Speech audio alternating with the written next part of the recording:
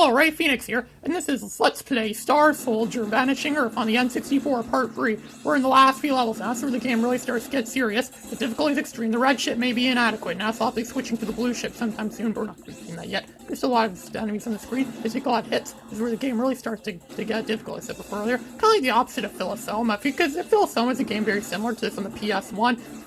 In Philosoma, the first few levels of the game are actually, well, the first level of the game is somewhat easy. The second level of the game is ridiculously hard. Then after that, the game gets very easy again. It's almost like they gave up on making the game challenging. The game isn't even that long either. It's a PS1 game. At least this game's more consistently challenging all the way throughout. Only a true master could succeed. Of course, I am the true master of this game, so I could succeed at this very well. This is better than a lot of other games, in the genre. I've played I play a lot of games like this on the NES, and I already said it for some earlier videos. I definitely think this might be one of the better games in the series. It's in the series, yeah, I guess it is. It's probably better than the original Star Soldier on the NES. There was a Star Soldier game on the SNES, I still don't play it. There's even one Star Soldier game on the PS2, which I don't think ever got a North American release. So I should be playing, I would like to play that eventually if I could get a if I get a PS2 emulator, that is. Which I still haven't been successful at getting one of those. In fact, I've barely been successful at getting a PS1 emulator, so there's no way in hell right now I'll ever get a PS2 emulator, but that's alright. I could play PS1 for now, and whenever I do get PS2 games, I just, record the screen itself.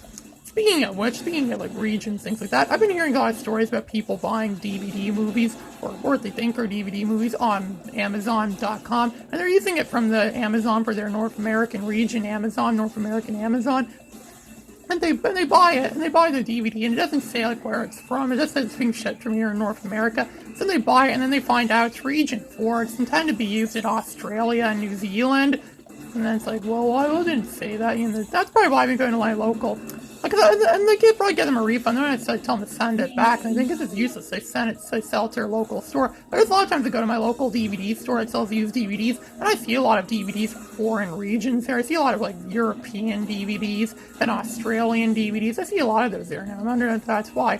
And then it could be worse. I mean, someone bought a DVD, wanted to buy a DVD of the movie The Party from 1968. Instead of getting the movie on DVD, they got a copy of the movie on VHS. Yeah, do you know anyone still uses VHS? I mean, not sure. I still have a VCR, and I still have quite a few VHS tapes. I don't watch them an awful lot, though, so my mom discourages me from watching them. She usually prefers I watch stuff on DVD or Blu-ray, or even digital now. A lot of movies are digital nowadays on DVD.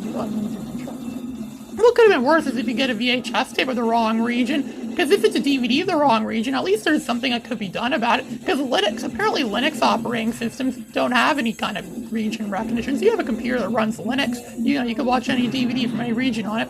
Or if you have a portable DVD drive, you could change the region on it. You only get a certain amount of attempts you could change the region on. After you change it a certain amount of times, and it gets stuck on the one region encoding. However, if you have a portable DVD player a DVD, like a portable DVD drive for PC that was made before 2000, it won't have any kind of region recognition on it. I think this is quite interesting. Why they invent region encodings? I think they were invented by the people that were fighting in this game. That's what I like to pretend sometimes that in this game, because I still don't really know what the evil force we're fighting in this game is. I like to pretend we're fighting the people that invented region encodings, but what do I know? I'd rather pretend something more interesting, like maybe we're fighting Tammy Newborn. Maybe Tammy Newborn's an all-powerful god. If you don't know who Tammy Newborn is, look at some of my other videos on him. I've made a lot of other videos covering Tammy Newborn, that 4-kids loving troll that gives people death threats for saying things that aren't even bad about 4 kids. Maybe this is him taking revenge against those that said 4 kids was bad. I also wondered if he was actually Thanos in Avengers Infinity War, and the Avengers didn't like 4 kids. Maybe that's why Tammy Newborn hated the Avengers so much. Maybe that's why they wanted them to get turned to dust. Guys, if Tammy Newborn had the Infinity Gauntlet, he would totally turn people into dust with it. That'd say 4 kids is bad. He'd turn me into dust for sure. But thankfully, that's never gonna happen. I'm glad. I hope I never meet Tammy Newborn in real life. He'd be one of the worst celebrities, if you even call him a celebrity, to meet in real life. I don't even like the idea of meeting celebrities in real life. What if they don't turn out to be as, what you think they are? Then it ruins your perspective on them. Man, this really is where the game really starts to become a challenge. And I'm using the blue ship now. As you probably noticed, I switched to the blue ship, because the blue ship has better firepower. The range isn't as good, but the weapon power is a lot better. But if you're low on upgrades, you're pretty much like a sitting duck. You don't really have much useful weapons to use against your enemies. This boss is kind of easy too, and you see I'm racking up a lot of points, as you can see there too. Just collect power-ups, okay, I'm doing well. So, I don't think I'm gonna lose this. So, like you see, I'm gonna get a really big score from this. Okay, now that I just noticed something else too. I think that polygon thing I'm shooting at right now, I think that also appeared in the game Xevious 3DG. You may have noticed that in my videos of Xevious 3DG. I made those videos a long time ago, almost 2 years ago now, nearly 2 years ago now. It was back in early 2018, and yeah, and that was before I did commentary. That's before I really knew how to properly record anything. That's before I even knew how to do commentary, and so I didn't even do commentary videos back then. But one of those videos, one of my videos is Xevious 3DG. I think it was Xevious Arranged, to be more specific. That video has like 70 views last time I checked. Man, I didn't think a video like that would get so many views. That's a record. No, that's not actually a record. I wonder why some of my videos get more views than others. Like, I remember my video of Pat Wings, and when I played the demo version of Pat Wings in the PC, that got a lot of views. And my Pat Wings LP is one of my most popular LPs on YouTube.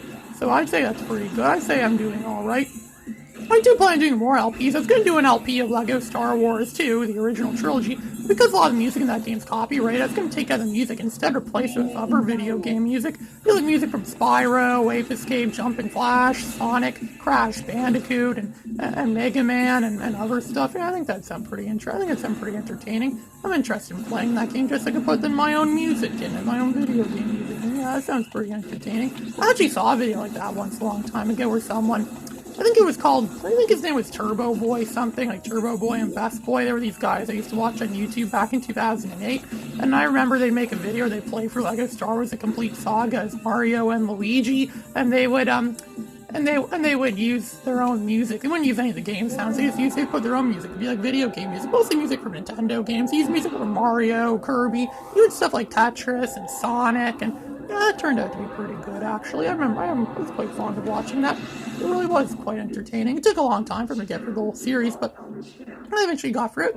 Those guys actually work. Those Turbo Boy and Best Boy, they actually were quite imaginative how they run their games. And they also did a playthrough of Mario and Luigi versus Wario and Waluigi and Lego Batman the video game. Remember Lego Batman the video game, the first Lego Batman game? That game was pretty good. I actually liked it more than the sequel, mostly because it was easier to play and easier to figure out.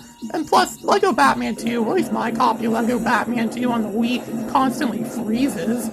Yeah, it actually has frozen more times than any other game I've ever owned before.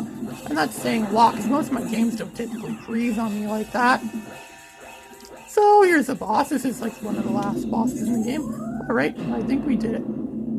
Yep, that's it. We won. Well, you won this part of the game. I believe the next part's going to be the last part of the game. Yep, I think the last part's going to be the last part of the game. We're finally going to fight the final boss. So stay tuned for that, because that's coming up next, right after this. The final boss of Star Soldier, Vanishing Earth on the N64. This is Ray Phoenix signing out.